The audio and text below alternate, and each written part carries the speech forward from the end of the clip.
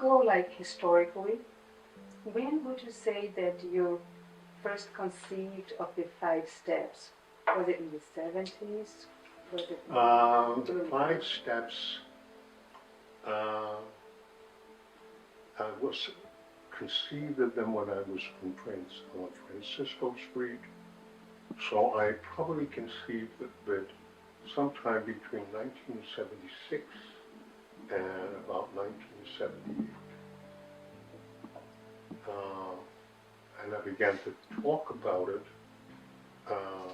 certainly before I finished emotional anatomy. I began to understand it.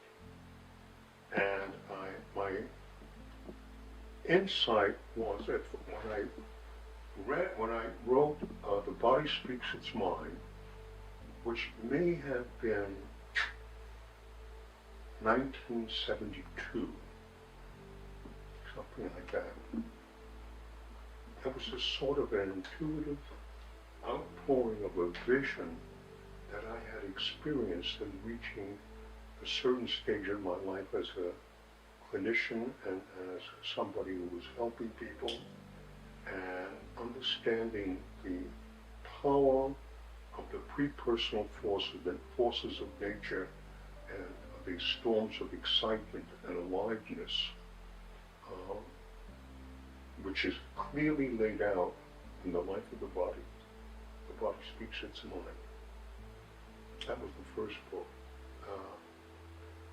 But from there I saw that people did not want to be out of control, and that trying to help people let go of things that led them to accept the forces of nature without some intervention of will.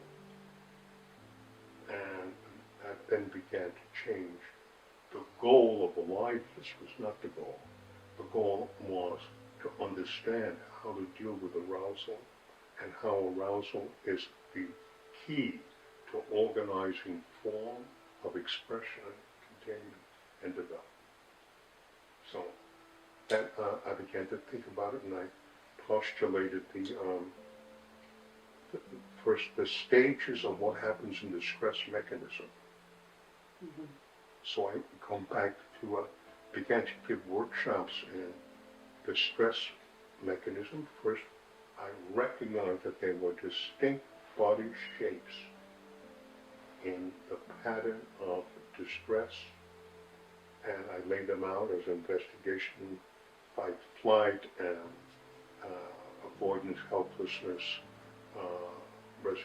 despair, and resignation. That they were distinct shapes that carried with them the way to think and image about what one would, is there a danger, what is it, should I run, should I fight? And when I saw those stages, how could I call them out in a person? And then I realized that there was the ability to mimic the inherited shapes as a way to differentiate.